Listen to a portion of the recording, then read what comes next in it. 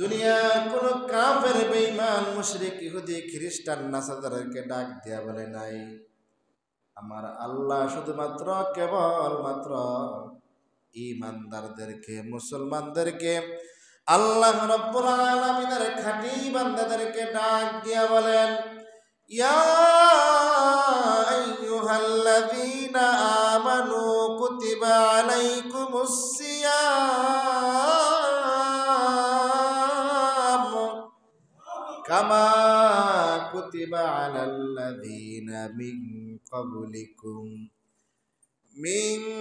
ক্বাবলিকুম লাআল্লাকুম তাত্তাকুন।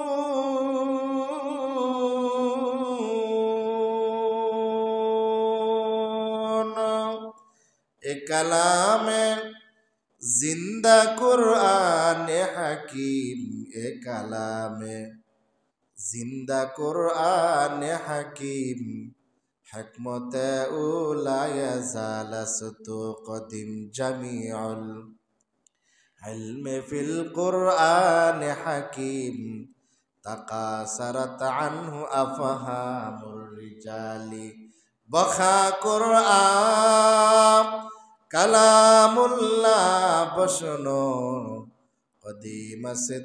কদিমাসতি নুইনো।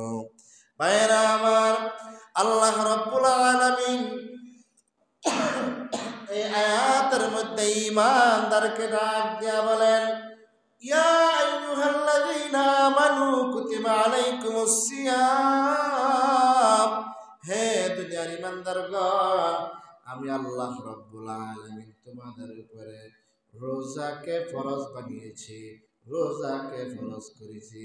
কামা কুতিবা আলাল্লাযীনা মিন ক্বাবলিকুম, তোমরা মনে করেছ আমি শুধু তোমাদের উপরে রোজাকে ফরজ করেছি, না না, আমি আল্লাহ রাব্বুল আলামিন তোমাদের পূর্ববর্তীদের জন্য রোজা ফরজ করেছি।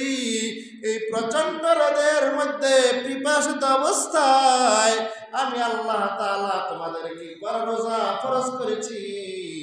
শুধু তোমাদের উপরে নয়, আমি আল্লাহ রাব্বুল আলামিন তোমাদের পূর্ববর্তীতে যারা ছিল, আদম পয়গম্বর, শীষ পয়গম্বর, ইব্রাহিম পয়গম্বর, ইসমাইল পয়গম্বর, মুসা পয়গম্বর, আমি আল্লাহ রাব্বুল আলামিন তাদের জন্য রোজাকে ফরজ করেছিলাম।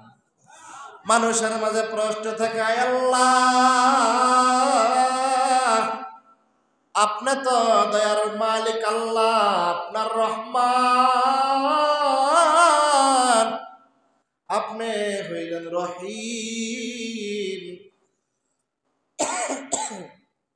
আপনি হইলেন দয়াময় আল্লাহ। রোজা আমাদেরকে কি জন্য দান করলেন? রোজার মাধ্যমে আমরা কি পাবো? আল্লাহ রাব্বুল আলামিন আয়াতের শেষ অংশে ডাক দিয়া বলেন, লাআল্লাকুম তাত্তাকুন, যাতে করে তোমরা তাকওয়া হাসিল করতে পারো। জোরে বলেন না।